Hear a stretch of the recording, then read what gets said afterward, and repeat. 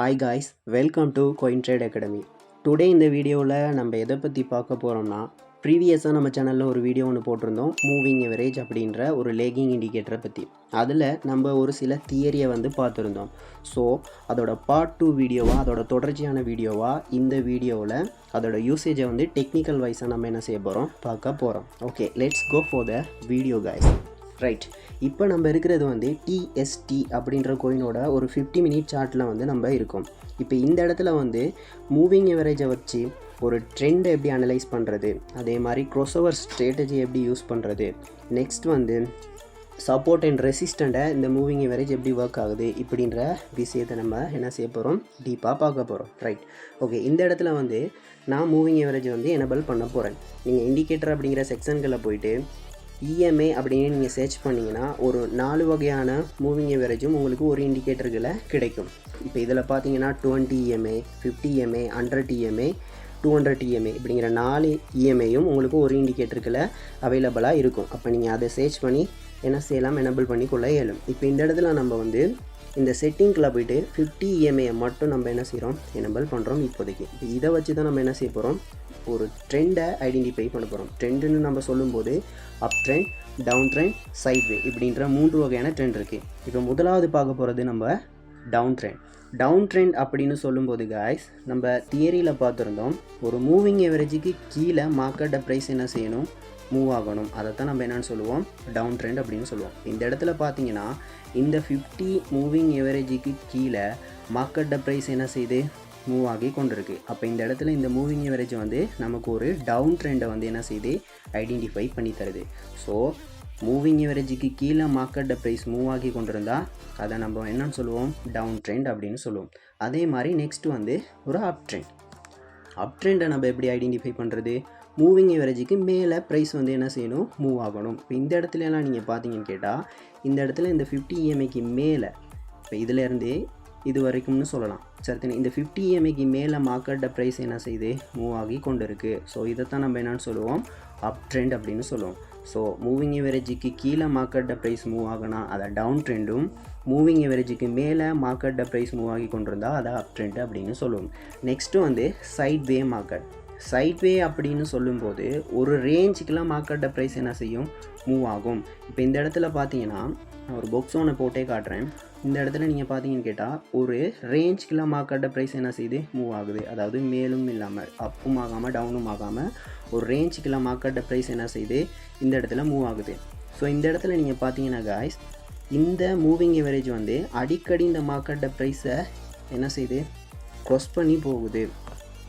அடிக்கடி இந்த மார்க்கெட்டை ப்ரைஸ் என்ன செய்யுது, க்ராஸ் பண்ணி போகுது. நம்ம தியரியிலே பார்த்துருந்தோம், இப்படி மார்க்கெட்டை ப்ரைஸை இந்த மூவிங் எவரேஜ் அடிக்கடி க்ராஸ் பண்ணி போனால் அது ஒரு சைட்வே மார்க்கெட்டாக இருக்கும் அப்படின்ட்டு. ஓகே, அப்போ இந்த இடத்துல நம்ம 3 வகையான ட்ரெண்டை நம்ம என்ன செஞ்சுருக்கோம், பார்த்துருக்கோம். முதலாவது அப் ட்ரெண்ட், அடுத்தது டவுன் ட்ரெண்ட், நெக்ஸ்ட்டு ஒரு சைட்வே மார்க்கெட். அடுத்த விஷயம் நம்ம என்ன பார்க்க போகிறோம்னு கேட்டால் க்ரோஸ்ஓவர் அப்படிங்கிறத பற்றி பார்க்க போகிறோம். க்ரோஸ்ஓவர் அப்படிங்கிறத பார்க்குறதுக்கு நமக்கு 2 வகையான இஎம்ஐ நம்ம என்ன செய்யணும், எனபிள் பண்ணணும். நம்ம ஏற்கனவே ஒரு 50 EMA எனபிள் பண்ணியிருந்தோம். இப்போ இஎம்ஐ செட்டிங்கில் போய்ட்டு ஒரு 20 EMAயும் நம்ம எனபிள் பண்ணுறோம். ரைட், இப்போ இந்த இடத்துல நமக்கு 2 வகையான இஎம்ஐ இருக்குது. ஒன்று short time moving average, next long time moving average. Short time moving average 20 EMA இந்த இடத்துல இருக்குது, red line. Long time moving average 50 EMA orange line ஒரு 50 EMA. இப்போ இந்த இடத்துல நம்ம ஃபஸ்ட்டாக நம்ம பார்க்க போகிறது ஒரு டெத் க்ராஸ். டெத் க்ராஸ்னால் என்னன்னு நமக்கு தெரியும். அதாவது ஒரு லாங் டைம் மூவிங் எவரேஜை ஷார்ட் டைம் மூவிங் எவரேஜ் என்ன செய்யணும், கீழ் நோக்கி க்ராஸ் பண்ணி போகணும். அதைத்தான் நம்ம என்னென்னு சொல்லுவோம், டெத் க்ராஸ் அப்படின்னு சொல்லுவோம். அப்போ டெத் க்ராஸ் உருவாங்கினா என்ன, மார்க்கெட் டவுன் ஆக போகுது, இல்லைனா செல் சிக்னலுக்கான சான்ஸ் நமக்கு கிடைக்கிது அப்படின்ட்டு நம்ம ஐடென்டிஃபை பண்ணலாம். இப்போ இந்த இடத்துல நீங்கள் பார்த்தீங்கன்னா இந்த ரெட் லைன் அப்படிங்கிற ஒரு ஷார்ட் டைம் மூவிங் எவரேஜ் இந்த orange line long time moving average என்ன செய்யுது, கீழ் நோக்கி க்ராஸ் பண்ணி போகுது. ஸோ இதைத்தான் நம்ம என்னென்னு சொல்லுவோம், டெத் க்ராஸ் அப்படின்னு சொல்லுவோம். இப்போ இதுக்கு பிறகு நீங்கள் பார்த்தீங்கன்னா மார்க்கெட் ஃபுல்லாகவே டவுன் ஆகியிருக்கு, பியரிஸாக இருக்குது. அப்போ செல் சிக்னலுக்கான வாய்ப்பு. இந்த இடத்துல ஒரு ஷார்ட் என்ட்ரி ஒன்று நம்ம எடுத்திருந்தால் நமக்கு எவ்வளோ தூரம் ப்ராஃபிட்டை மேக் பண்ணி இருக்க இயலும். ஸோ இது தான் ஒரு டெத் க்ராஸ். ஓகே, அப்போ டெத் க்ராஸ்லேருந்து நம்ம என்ன முடிவு பண்ணலாம், ஒரு ஷார்ட் டேர்ன், அதாவது ஒரு ஷார்ட் என்ட்ரிக்கான சான்ஸாக இருக்கும். டெட் க்ளோஸ்க்கு பிறகு மார்க்கெட் டவுன் ஆகும் அப்படின்ட்டு. இப்போ இந்த இடத்துல நீங்கள் பார்த்தீங்கன்னா ஃபுல்லாகவே மார்க்கெட் இந்த டெட் க்ளோஸ்க்கு பிறகு என்ன செஞ்சிருக்கு, மார்க்கெட் நல்ல ஒரு டவுன் மூவ்மெண்ட்டை நமக்கு ஐடென்டிஃபை பண்ணி தருது. நெக்ஸ்ட் காய்ஸ், கோல்டன் க்ரோஸை பற்றி நம்ம என்ன செய்ய போகிறோம், பார்க்க போகிறோம். ரைட், கோல்டன் க்ரோஸை பார்த்தீங்கன்னா, கோல்டன் க்ரோஸுங்கிறது என்னது, தியரியில் நம்ம பார்த்துருந்தோம். அதாவது ஒரு ஷார்ட் டைம் மூவிங் எவரேஜ் வந்து ஒரு லாங் டைம் மூவிங் எவரேஜை மேல் நோக்கி என்ன செய்யணும், க்ரோஸ் பண்ணணும். இப்போ இந்த இடத்துல சரியாக நீங்கள் பார்த்தீங்கன்னா ஒரு கோல்டன் க்ரோஸ் வந்திருக்கதை நம்ம என்ன செய்யலாம், பார்க்கலாம். ஓகேவா, சரியாக இந்த இடத்துல பார்த்தீங்கன்னா இந்த ரெட் லைன் வந்து 20 EMA, இந்த orange லைன் வந்து 50 EMA. அப்போ ஒரு ஷார்ட் டைம் மூவிங் எவரேஜ் வந்து ஒரு லாங் டைம் மூவிங் எவரேஜ் என்ன செய்யுது, மேல் நோக்கி க்ரோஸ் பண்ணி போகுது. ஸோ இதுக்கு பிறகு நமக்கு என்ன சான்ஸ், இந்த மார்க்கெட் வந்து இது மார்க்கெட்டை ப்ரைஸ் வந்து என்ன செய்யுது, நல்லா அப்பாக போகுது. அப்போ ஒரு பை சிக்னலுக்கான சான்ஸாக இருக்கும் அப்படின்னு நம்ம பார்க்கலாம். இப்போ நீங்கள் பார்த்தீங்கன்னு கேட்டால் நல்லாவே இதோட ட்ரெண்ட் என்ன செஞ்சுருக்கு, இந்த கோல்டன் க்ரோஸ்க்கு பிறகு நல்லாவே ஒரு அப்பாகி இருக்கிறத நமக்கு பார்க்கலாம், புல்லிஸாக ஆகியிருக்கு. ஸோ இது தான் dead cross and golden cross guy. Next வந்து நம்ம பார்க்க போகிறோம், ஒரு இஎம்ஐ வந்து சப்போர்ட்டாகவும் ஒர்க் ஆகும், ரெசிஸ்டண்ட்டாகவும் ஒர்க் ஆகும் அப்படின்ட்டு.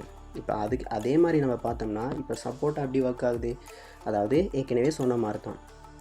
இந்த இடத்துல நீங்கள் பார்த்தீங்கன்னா இந்த இஎம்ஐயை இப்போ 2 வகையான இஎம்ஐயுமே இருக்குது. இதில் வந்து 2 வகையான இஎம்ஐக்கும் கீழே தான் என்ன செய்யுது, ப்ரைஸ் மூவ் ஆகி கொண்டிருக்கு. ஸோ நம்ம ஐடென்டிஃபை பண்ண மாதிரி தான், ஒரு இஎம்ஐக்கு கீழே மார்க்கெட்டை ப்ரைஸ் மூவ் ஆகி கொண்டிருந்தால் அது வந்து ஒரு ரெசிஸ்டண்ட்டாக ஒர்க் ஆகும் அப்படின்ட்டு. இந்த இடத்துல பார்த்தீங்கன்னா இந்த இஎம்ஐ 2 இஎம்ஐ இருக்கும். இந்த 2 இஎம்ஐக்கு கீழேயுமே என்ன செய்யுது, மார்க்கெட்டை ப்ரைஸ் வந்து மூவ் ஆகுது. அப்போ இது ஒரு நல்ல ஒரு ஸ்ட்ராங்கான ரெசிஸ்டண்ட்டாக என்ன செய்யுது, ஒர்க் ஆகுது.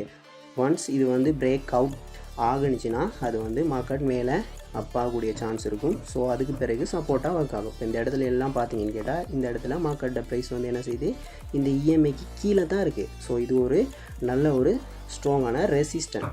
அதே மாதிரி சப்போர்ட்டை பார்த்தீங்கன்னா, சப்போர்ட்டுங்கிறது என்னது, இஎம்ஐக்கு மேலே ப்ரைஸ் வந்து மூவ் ஆகணும். இப்போ இந்த இடத்துல பார்த்தீங்கன்னா இந்த இடத்துல எல்லாம் சப்போர்ட்டாக இருக்குது, சப்போர்ட்டாக ஒர்க் ஆகியிருக்கு. இந்த இஎம்ஐக்கு மேலே தான் ப்ரைஸ் என்ன செய்யுது, மூவ் ஆகி கொண்டிருக்கு. அப்போ இந்த இடத்துல வந்து ஒரு ஸ்ட்ராங்கான சப்போர்ட்டாக இந்த இஎம்ஐ என்ன செஞ்சுருக்கு, ஒர்க் ஆகியிருக்கு. ஓகே காய்ஸ், இப்போ நம்ம ப்ரீவியஸ் வீடியோவில் நம்ம தியரியை பார்த்துருந்தோம். இந்த வீடியோவில் நம்ம வந்து டெக்னிக்கல் வைஸாக அதை எப்படி யூஸ் பண்ணுறத பார்த்துருக்கோம். ஓகே, இப்போ கிளியராக இருக்குமென்று நான் நினைக்கிறேன். ஸோ காய்ஸ், இப்போ இந்த இஎம்ஐ எப்படி ஒரு சப்போர்ட் ரெசிஸ்டண்ட்டாக ஒர்க் ஆகுது அப்படிங்கிறத பார்த்தோம் இப்போ லாஸ்ட்டாக. அதே மாதிரி சப்போர்ட் அண்ட் ரெசிஸ்டன்ட் எடுத்துக்கிட்டால் 5 வகையான சப்போர்ட் அண்ட் ரெசிஸ்டன்ட் இருக்குது. ஸ்டோரிக்கல் வைஸாக சப்போர்ட் அண்ட் ரெசிஸ்டன்ட் இருக்குது. அதே மாதிரி சைக்காலஜிக்கல் சப்போர்ட் அண்ட் ரெசிஸ்டன்ட் இருக்குது. ட்ரெண்ட் லைனில் சப்போர்ட் அண்ட் ரெசிஸ்டன்ட் இருக்குது. மூவிங் எவரேஜில் சப்போர்ட் அண்ட் ரெசிஸ்டன்ட் இப்போ பார்த்துருக்கோம். ஃபிபொனாச்சியில் அதில் சப்போர்ட் அண்ட் ரெசிஸ்டன்ட் இருக்குது. இந்த மாதிரி நிறைய விடயங்களை நீங்களும் கற்றுக்கொள்ளணும் அப்படின்னா, இப்போ ஒரு வீடியோவில் நீங்கள் பார்த்தீங்கன்னா ஒரு எவ்வளோ ப்ராஃபிட்டை மேக் பண்ணலாம் அப்படின்ட்டு நான் உங்களுக்கு சிம்பிளாக எக்ஸ்பிளைன் பண்ணியிருந்தேன். ஸோ இந்த கோர்ஸ் ஃபுல்லாக நீங்கள் கம்ப்ளீட் பண்ணிங்கன்னா நீங்கள் எந்தளவு ஒரு நாளைக்கு ப்ராஃபிட்டை மேக் பண்ணலாம் guys.